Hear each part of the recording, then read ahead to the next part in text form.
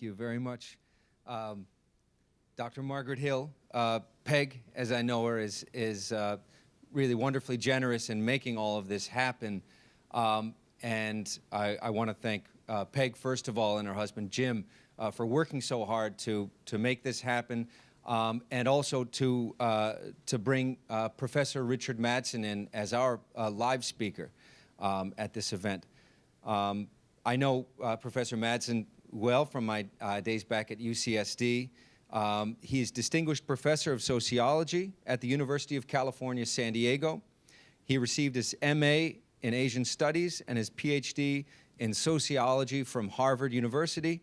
And he was actually he was a member of the board previously at NCUSCR, the National Committee on U.S. China Relations, who put together the talk with Dr. Rice that everybody just saw. Professor Madsen helped to establish the School of International Relations and Pacific Studies at UCSD, which is now the School of Global Policy and Strategy, and it's a world beacon of rigor and excellence in higher education. He's worked on major grant projects involving religion and the study of society for the Luce Foundation, also for the Ford Foundation, helping to revive the discipline of sociology in China and the study of China. He's, as I know from my experience, an enormously popular educator at UCSD for students from their first-year experience as undergrads, where he's inspired so many of them with his world history lectures, to also his advanced doctoral candidates who benefit more than they know at the time, often from his generosity and his careful guidance. Professor Madsen is the author and co-author of many books on Chinese culture, also on American culture and on international relations. He's also written scholarly articles on how to compare cultures, how to facilitate dialogue among them. He's best known, his best-known works on American culture are those written with Robert Bellah, William Sullivan, Ann Swidler, and Stephen Tipton, Habits of the Heart, Individualism and Commitment in American Life, and The Good Society. These books explore and criticize the culture of individualism and the institutions that sustain it. And Habits of the Heart won the Los Angeles Times Book Award and was jury nominated for the Pulitzer Prize. So in Professor Madsen, we have not only an expert in Chinese culture, but also in American culture, making him a very appropriate speaker for today's event. His books on China include Democracy's Dharma, Religious Renaissance and the Political Development in Taiwan, Chen Village under Mao and Deng, Morality and Power in a Chinese Village, The Unofficial China, co-edited with Perry Link and Paul Pickowitz, China and the American Dream, written in 1994, shortly following the Tiananmen Square incidents, China's Catholics, Tragedy and Hope in an Emerging Civil Society, Popular China, Unofficial China in a Globalizing Society, also co-edited with Perry Link and Paul Pickowitz, and finally Restless China, also with Paul Pickowitz and Perry Link, and the History Club actually has a couple copies of Restless China for anybody who got a raffle ticket as you walked in. They'll be giving away a couple of those at the end of today's event. His books on social theory include Meaning and Modernity, co-edited with William Sullivan and Ann Swidler and Stephen Tipton, The Many and the One, Religious and Secular Perspectives on Ethical Pluralism in the Modern World. Professor Madsen's scholarship, his teaching, and his passionate devotion to understanding, but also improving the world around us, grows naturally out of his education and experience, which also includes training and work in affiliation with the Maryknoll Seminary. His wisdom and care and his rigorous approach to the study of sociology, morality, and world cultures make him a refreshing tonic in these strange days. Please join me in welcoming Professor Richard Madsen.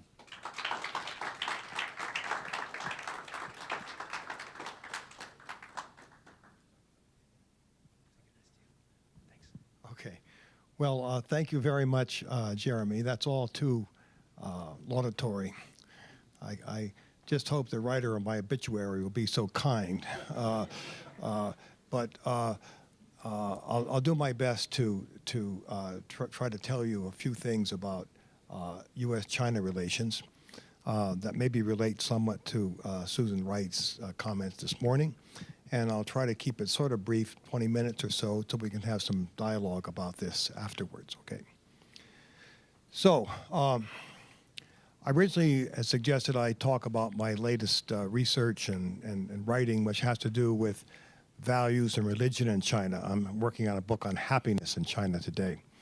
But Professor Murray suggested I talk about an earlier book of mine, a book called China and the American Dream. And this book was published in 1994. And so it's an old book. And I was hesitant for a while, but then after all, I thought that people still use this book in their classes on international relations and Chinese affairs, and so it's still being read. And then about 3 years ago, Chris Ford, who is a fairly significant player in working on U.S. China relations and international relations. Chris Ford was a Rhodes Scholar. He worked in the George W. Bush White House. He later was working for the so-called Hudson Institute, which is a think tank in Washington. He then became the chief counsel for Bob Corker's Committee on Foreign Relations in the Senate. And right now he's working for the National Security Council on nuclear proliferation issues. So he's quite well known in Washington. Worked mostly for Republican administrations, but Democratic experts, people work for the Democrats in Washington, have a great deal of respect for him and so forth. So he represents kind of a broad, sort of middle range understanding of international affairs, including China. So he wrote a long essay a couple of years ago, basically summarizing the argument in this book of mine, China and the American Dream. So he gave it a pretty accurate summary, and he said that, Madsen says that Americans had this myth, this sacred narrative, this framing their understanding of China, which then in the early 90s had been shattered because of the Tiananmen massacre incident. But then he says, well, Madsen actually was wrong back then because it wasn't. But he's right now, okay, because this understanding, this narrative has sort of collapsed, okay? So I was 20 years ahead of my time, story of my life, and so at least I'm gratified that people still think the book is relevant and maybe more relevant now than it was 20 years ago. So it's perhaps appropriate to talk about it. So let me ask a little bit about what I said, what I argued, talk about why it took 20 years longer than I anticipated for it to sort of become true, and then talk a little bit about where I think we go from here in the light of what Susan Rice and others have been talking about U.S.-China relations.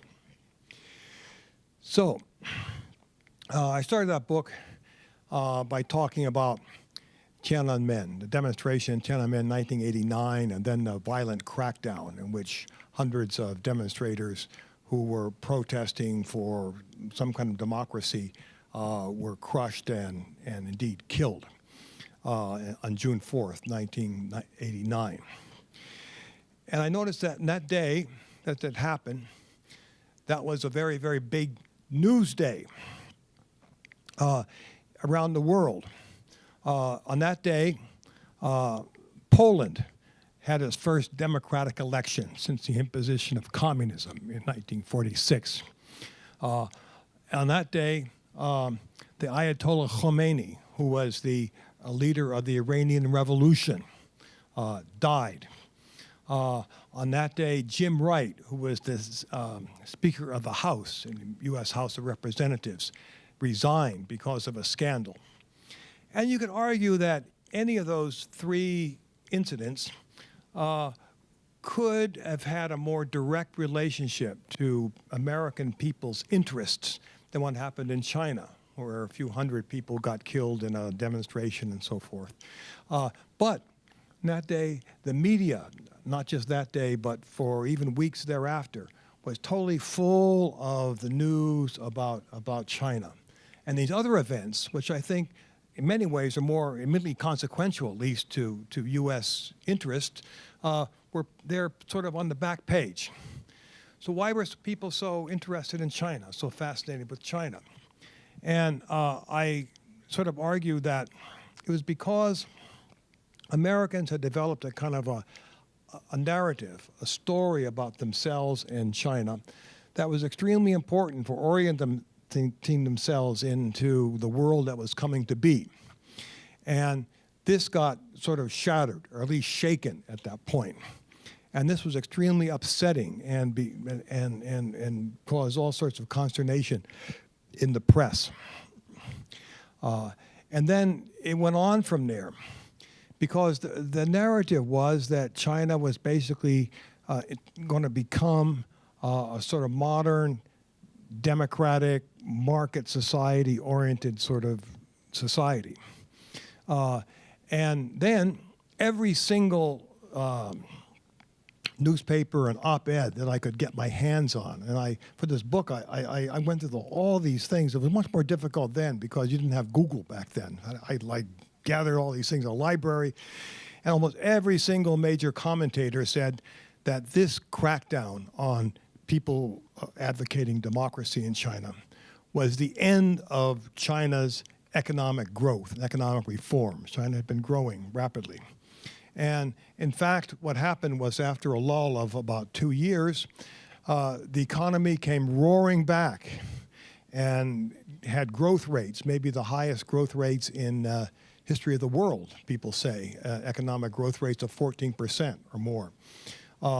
And so this combination of very strict authoritarian kind of government and a certain, at least partial level of market economy led to kind of an almost magical sort of growth rate.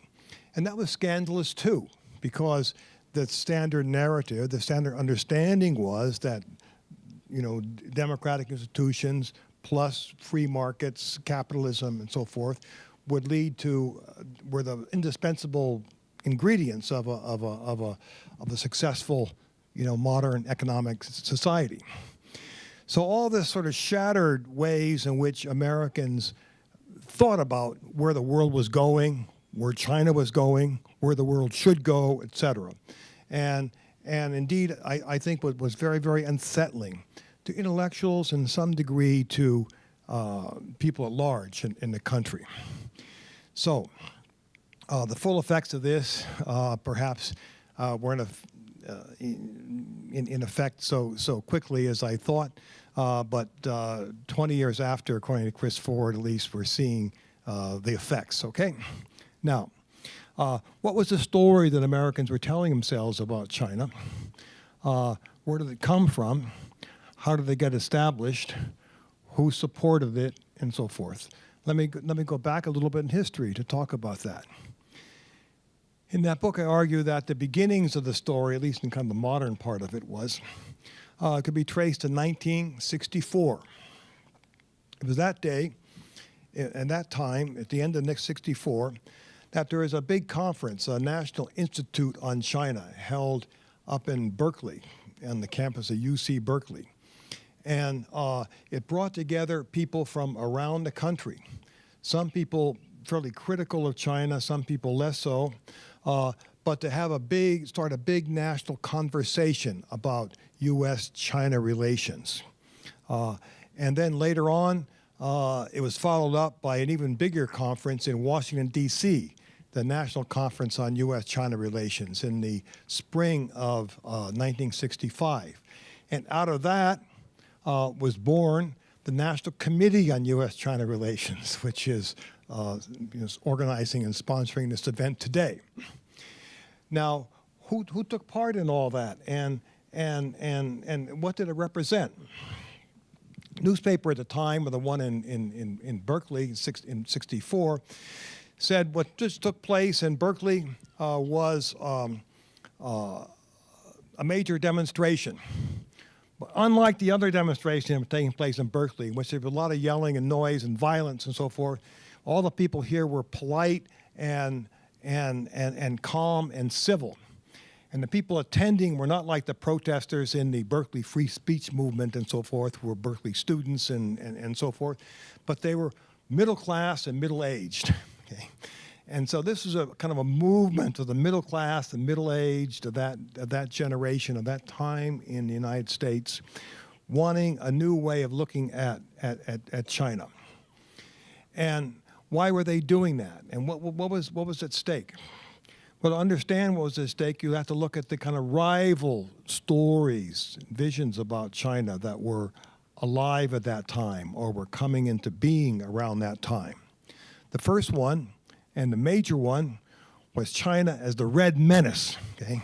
This communist country that was taking over connected with the Soviet Union, taking over the world. There were maps you'd see on the news and so forth at the time about this big red blob, China, kind of then infiltrating into Southeast Asia and the world, connecting, and then in Eastern Europe and so forth. So there was this infection of communism, speaking the world. This, of course, was the motivation for the Cold War, but also it was connected with, in America, with the so-called McCarthy era, in which many people, including most of the experts on China and Asia in the State Department, the CIA, were accused of being basically traitors to the U.S. because they were sympathetic to communism, and they were fired, kicked out of their careers ruined, and so forth. Consequence of which was that American intelligence agencies and American State Department had a tremendous shortage of experts in Asia on the eve of our deeper involvement in the Vietnam War, which probably helped us get in deeper. Also, this sense of this communist menace had been fueling this kind of paranoia among Americans from the McCarthy era, but also the creation of what President Eisenhower had called military-industrial complex, a national security state in which high-level decisions about war and peace were made basically in secret, and the public kept out of the loop and so forth.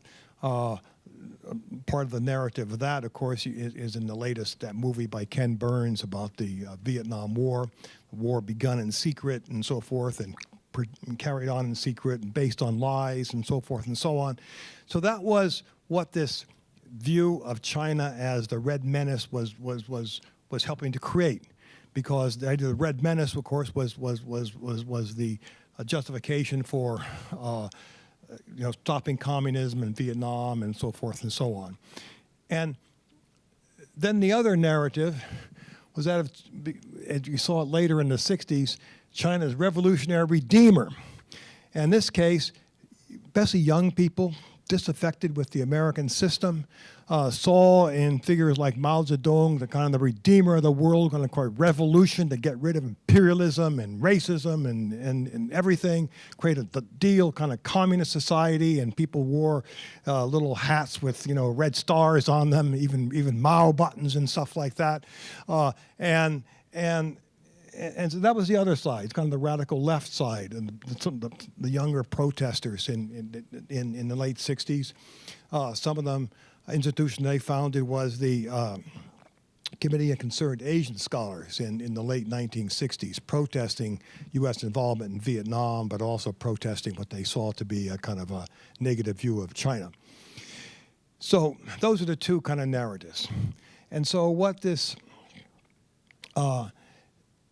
National Convention on China, and then later the National Committee represented, was what some historians have called the kind of the vital center of American politics. Okay, the responsible center, and the people who took part were from different political parties. Some of them would have been Republicans, some of them would have been Democrats, but somewhat different kinds of interests, economic and otherwise.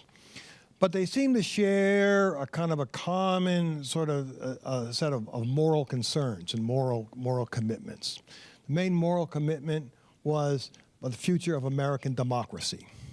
afraid that on the one hand, the paranoia of the McCarthy era and the nihilism of the radical left was destroying the very foundations of kind of the civil discourse that democracy is built upon, and we're worried therefore about the future of the country. So one conclusion of all this was that when understanding a country like China, for Americans to do that, we have to understand who we are as well. You can't understand the other, even in personal relationships, unless you understand yourself, and the two of them kind of go hand in hand. So an understanding of China involves a certain understanding of yourself, a certain understanding of what your possibilities are and problems are and so forth. And so the two things go hand in hand. So this was kind of an attempt for Americans of that kind of middle class to understand and kind of reappropriate and re-grasp a sense of who they were, who they wanted to be as democratic citizens in this emerging world order. So, and what was the story that they told about China? The basic story was a framework for many, many stories, but the basic story was that China was a troubled modernizer. Okay, it wasn't so much a communist menace; it was a revolutionary society. It was a complicated society. The revolutionary part was problematic because it led to fanaticism and excesses, which you were going to be seeing in the Cultural Revolution and so forth in China. But it was also a modernizing society that was becoming more complicated and with a more modern industrial economy and so forth. And it was also a traditional Asian society with a Chinese sense of being and needing to be an important player in Asian societies and Asian spheres of influence. So there were these different kind of currents at work in China, and the prediction that came out of those conferences in the mid-1960s, but then were amplified by the talk and testimony of top American, China scholars and so forth in commissions before the U.S. Senate and so forth, was that eventually this revolutionary fervor in China would die out. China would then become run by basically bureaucrats who were technically oriented experts, technocrats, would see the need to have a more open kind of market economy and a better integration with the world of nations. And this is where it was going to go. There could be still problems because of cultural needs and the part of vision on the part of China to kind of expand into Asia. But all this could be handled with a judicious amount of military constraint and so forth. And as long as China wasn't provoked so as to bring out the most nasty fanaticism of it, there'd be this kind of development and this gradual evolution toward a more open society run by technically trained bureaucrats and open to market economy and so forth. That was the story, okay? And the story was not just a story of scholars and experts, but of a broad range of people. So that first conference on China that I talked about, the organizers of it were, first of all, UC Berkeley, Professor Bob Scalapino, who's the head of the political science department at Berkeley, on the one hand. The other hand, Cecil Thomas, who is the head of the Peace Advocacy Office of the American Friends Service Committee. That's a Quaker organization, right? So, and representing the Quaker part, more pacifist part of kind of mainline Christianity in America.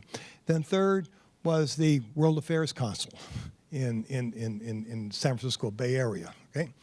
So those were the kind of people that had organized it, okay? Experts, World Affairs Council, people who weren't necessarily professors themselves, but were engaged because of business and other kinds of interest in global affairs. And then a certain kind of mainstream religious figures who wanted reconciliation and in a more peaceful world. So that's where this kind of vision came out. Then I went on to talk about how this vision became kind of both popularized and institutionalized when President Nixon went to China in this breakthrough visit in 1972. This was a spectacular event. It was the first event that took place on live TV in America, a global event. It was just at that time that the first satellite went up that could transmit, TV across the ocean. And so Americans see it on live TV, spectacular scenes and so forth. And it was a spectacle and created all sorts of comment and excitement. And even from the point of view of Nixon and his National Security Advisor, Henry Kissinger, he was more than just a fancy bit of geopolitical footwork, which of course was one of its probably its primary motivation. When Kissinger talks about flying secretly to China to meet with Zhou Enlai to set up this meeting, he talks about it in almost like a peak experience terms. It was a top experience of his life, opening a new world and so forth and so on.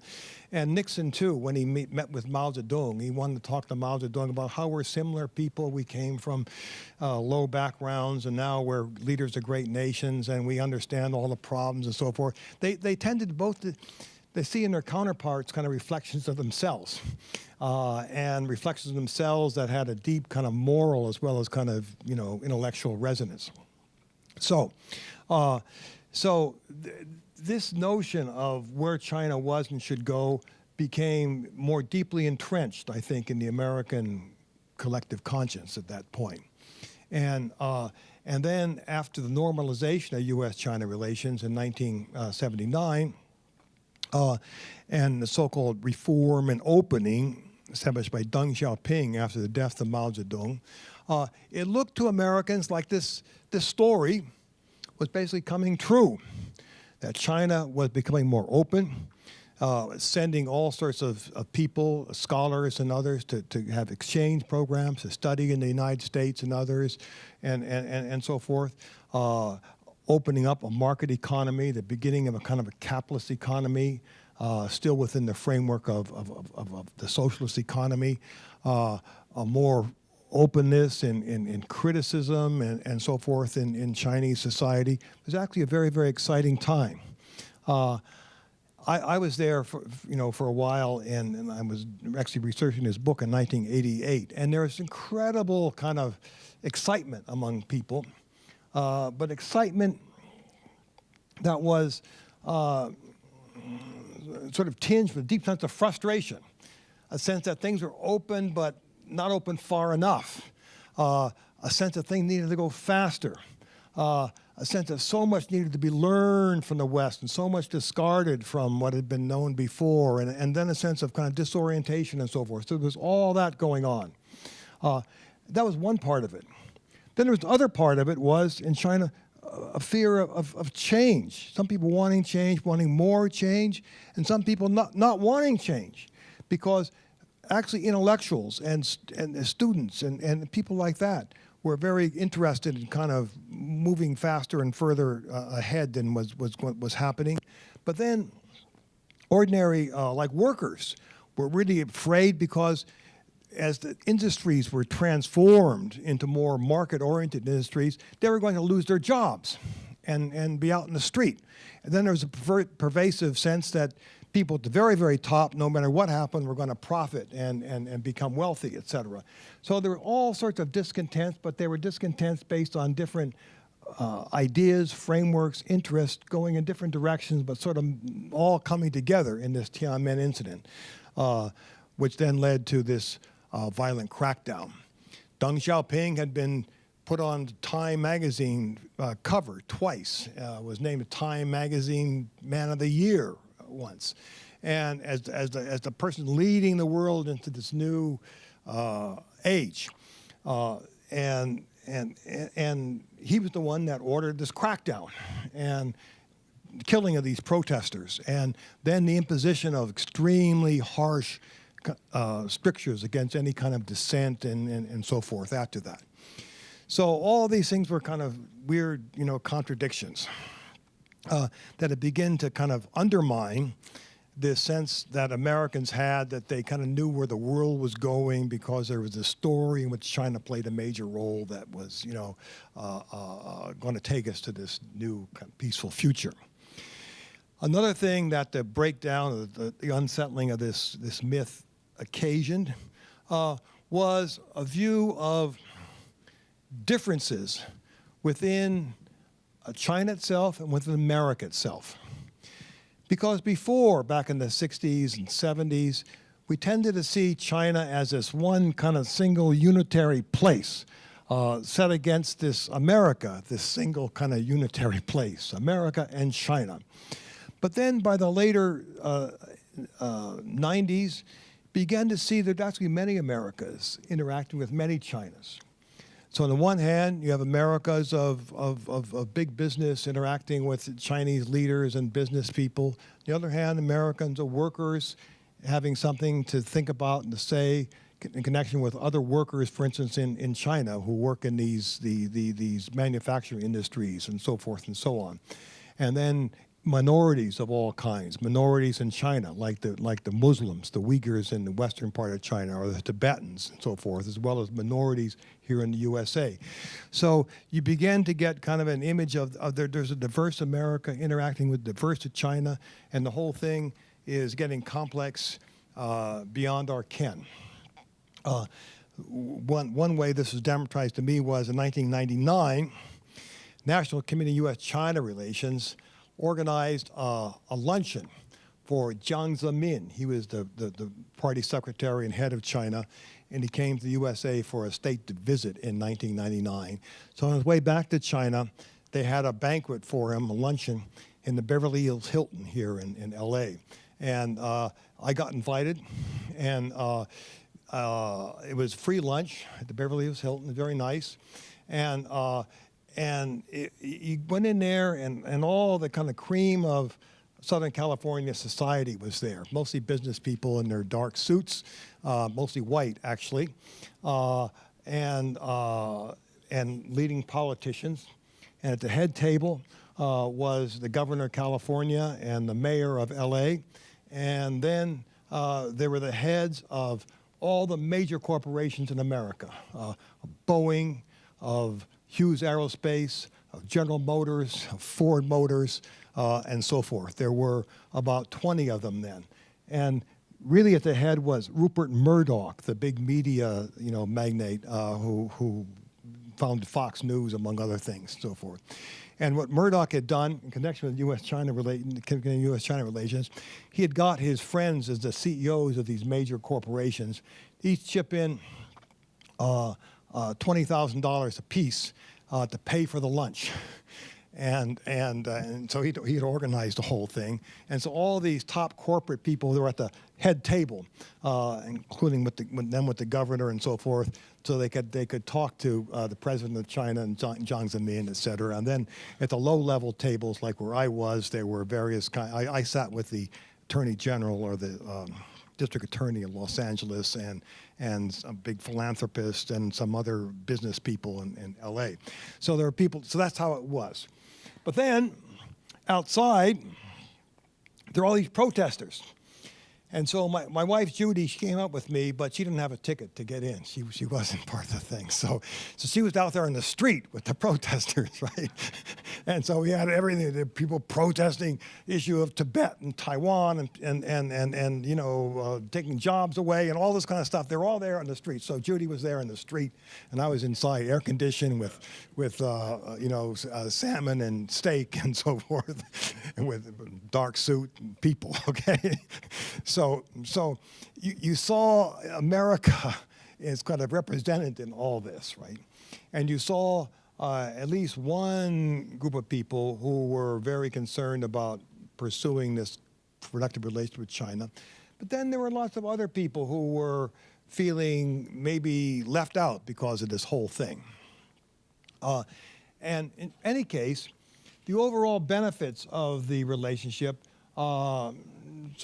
basically, held up because a lot of American businesses ended up making lots and lots of money out of U.S.-China relations, okay?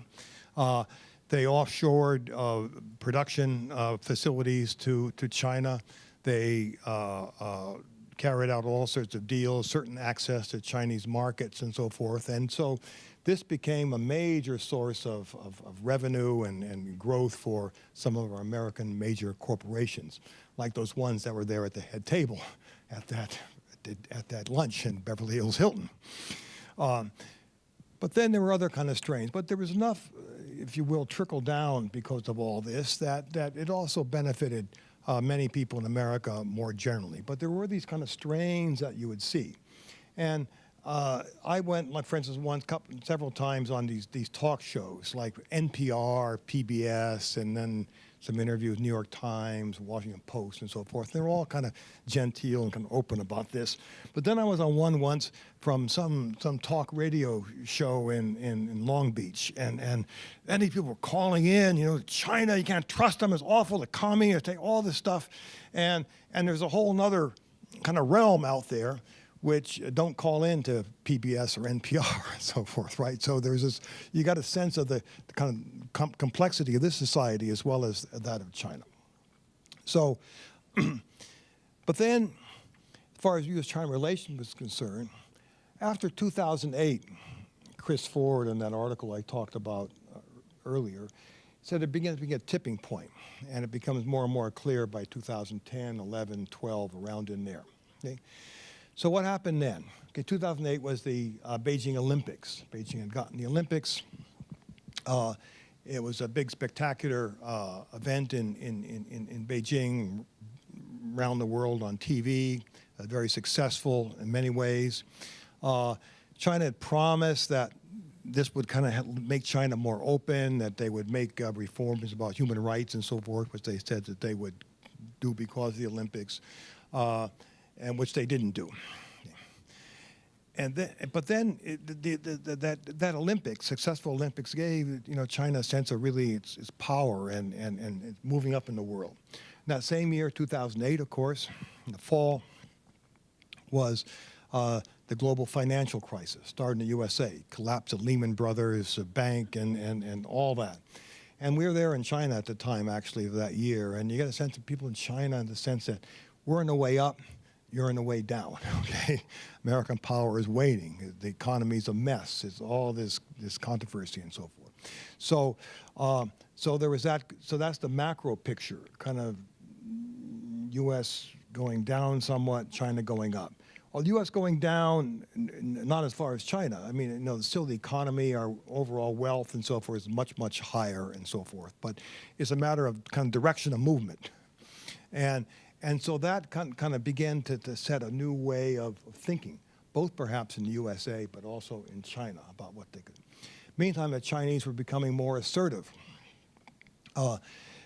American businesses were getting angry because they were losing, their intellectual property, getting stolen from their point of view. They weren't getting access to Chinese markets. There was Chinese protectionism, formal, informal, and patent violations and all this kind of thing. So you get a beginning of souring of American business elites about China. Then strategically, there is the issue of China becoming more assertive in its expansion eventually into the South China Sea, building these islands that was talked about with Susan Rice, and flexing its military muscle in various sorts of ways. And then thirdly, about the issue of issues like human rights, democracy. China in the early 2000s, the official line was that it's all good, this talk about human rights and so forth, but we're not ready for it yet because we're a developing country and we need to kind of develop a certain standard of living, et cetera, before we can have this, and so we have to wait. But now the line after about 2010 has changed, and it says there are no universal values, okay? There are Chinese values, actually better than other values perhaps, and then these Western values. And we're never going to be ready for democracy because we have different values and so forth, and they're superior, and we know how to rule the world. rule ourselves because, you know, we have a formula too that you can see that it works. We have a very authoritarian government with all these restrictions, but also a very dynamic, you know, fast-growing economy. Meanwhile, you Western countries are a mess. You can't decide on anything, and you're polarized, and everything's unstable, et cetera. So who's got the better deal? So that's the ideological front. So all these together have helped to kind of take maybe this narrative of China as this kind of troubled modernizer that was shaky, and maybe kind of break it down even further. Okay, that's why Chris Ford was saying that, you know, my book was more relevant now than, you know, 20 years ago when it was written. Okay, so that's the challenge we're kind of into now. Okay, that the main kind of stories that to some degree held together a wide range of talk and discourse in the USA about China, which is also a story about ourselves, is now kind of unsettled, okay? And it's hard to know where we're going to go, okay? And right now, one problem in the White House is, I think, that administration, the unsettledness is right there too. So on the one hand, President Trump, as Susan Rice mentioned, spent a lot of time on the campaign trail bashing China, wanting to impose a 45% tariff on it, saying they're taking away our jobs, so forth and so on. On the other hand, and he has an advisor, Peter Navarro, who used to be a professor at UC Irvine, who makes this case very strongly. But then his other advisors like Stephen Mnuchin and Cohen on the economic side really want to have more kind of open trade and so forth with China, and he kind of flips back and forth. And the basic story that comes out of there is not clear, because it's like you don't know what the story is, and things keep moving back and forth. In the visit with Xi Jinping at Mar-a-Lago, Trump asked the Chinese, we'd like to export more coal to you. Xi Jinping said, we don't need your coal. We have too much to begin with, and we're moving to clean energy. We want to sell you some more solar panels and wind generators and so forth and so forth. And Trump didn't want that. So we have a kind of a shift of where the countries stand with regard to each other, and within even the administration, different views which haven't worked themselves out very clearly, and still not a clear understanding about where we're going in the world with regard to China, because it's unclear where America is itself right now with its various divisions. And then China itself is becoming more authoritarian. With this new party Congress, Xi Jinping is cementing his power, and it looks like he's going to try to make it so he can stay on, maybe for life, and also increasing various kinds of controls over the internet and controls of the population and so forth and so on. Meantime, China does keep on rising economically, although there are certain kind of pitfalls it has to face. And we're interdependent with China because of our economic relations and so forth. So it's kind of a complicated time we're in.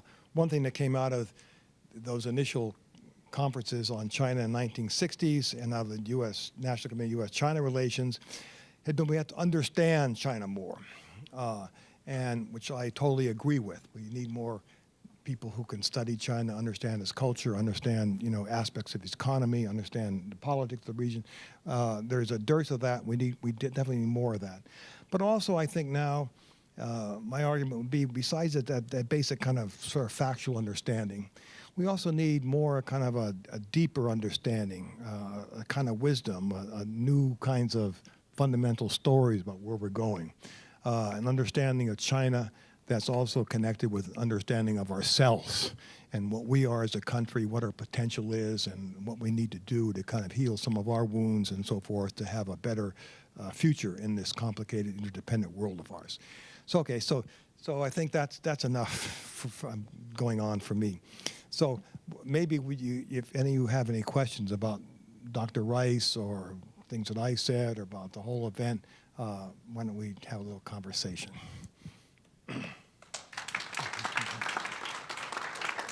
Maybe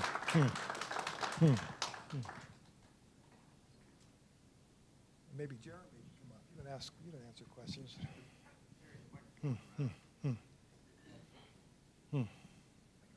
run the microphone around to questions?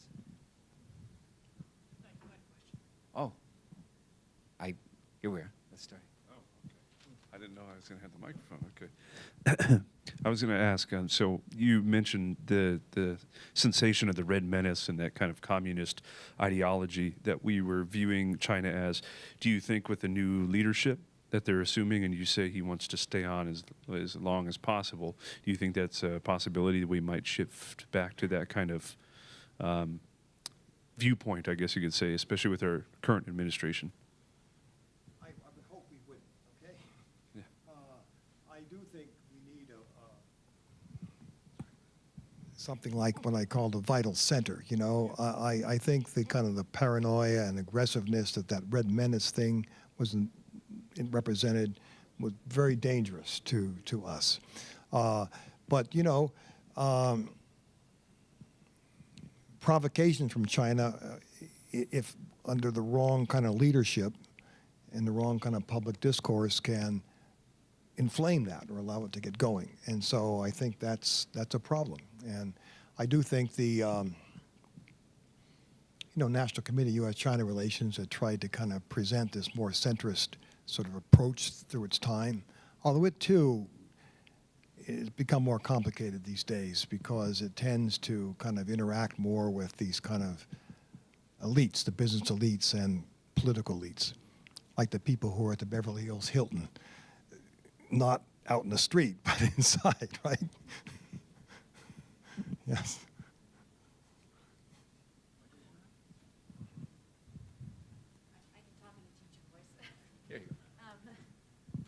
You talked about the unusual model about the authoritarian actually increasing the productivity and so on as being opposite of what we think. Do you see any of that happening today with the more authoritarian administration that we have and the markets going up and the growth going up? Do you see that as being sort of paralleling what happened in China?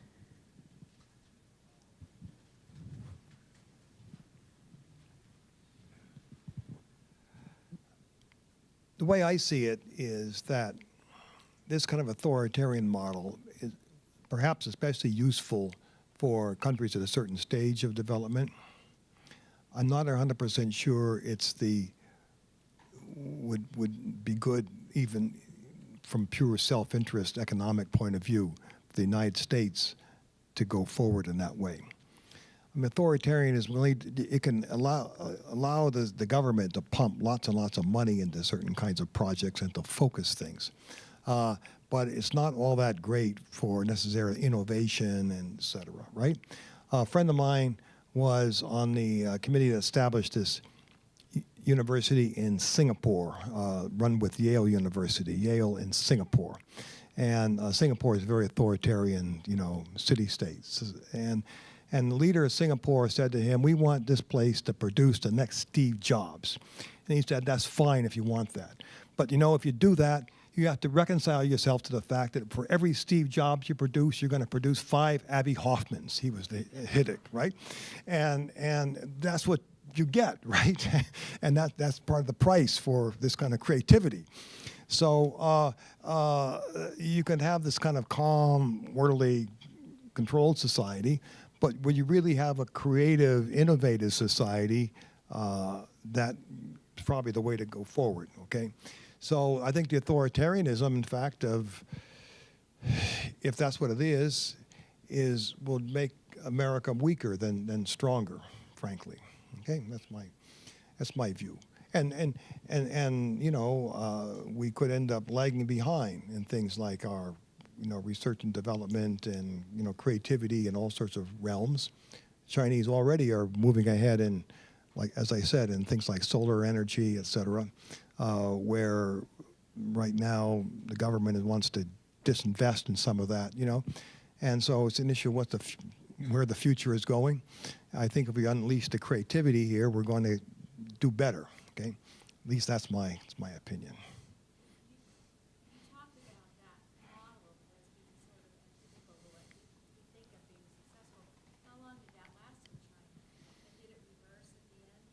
The model, oh, and the model is still there. In fact, they've doubled down on it, you see?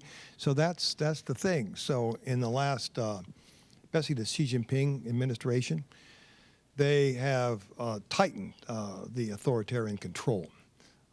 And people say he wants to reform these industries, make them more market-oriented, but there isn't really a sign that he's planning to do that, okay?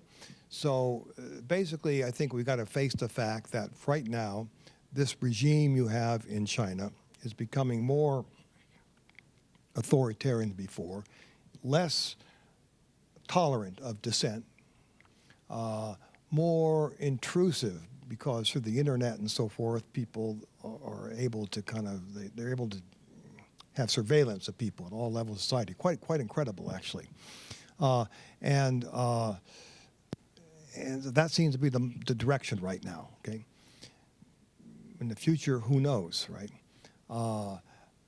One problem that China faces right now is that the growth model has been, first of all, utilizing this cheap labor, this huge abundance of workers displaced from the countryside who come to the cities, hollowing out villages. They come to work in these factories for very low wages, producing everything from your iPad to your clothes you wear and all that kind of stuff, because they don't need to get paid that much. So that's been a model. But now what's happened actually is the supply of those workers is diminishing. For one thing, China has had the so-called one-child policy, which is changing, and so the generation that had all these children, they filled these factories, but now they're retiring, and there's not that many replacements. So labor costs are going up, and actually international, corporations are moving more of their cheap labor production to other countries like Bangladesh, like Philippines, and so forth, moving out of China. So China's future is in more kind of high-tech, value-added things. They put lots of money into research and development, et cetera. How long it'll take to catch up with that, I don't know. But that's a path that they're trying to take. So if there's an economic challenge, it's not going to be because our sort of, manufacturing jobs are disappearing and going to China. That's over and done with. And in fact, they're not going to come back. They're going to go to Bangladesh if they're not going to come back here. In any case, that's not the issue anymore. Whether or not our more high-tech kind of manufacturing and work can compete with some of China's in the future is going to be the big issue. And if we don't step up our research and development, our own education and all that, we could end up lagging behind. So that's where some of the strengths of our system, I think, can be manifest if you let it happen. Okay. Thank you so much, Professor Madsen. Got it. We're done. Okay.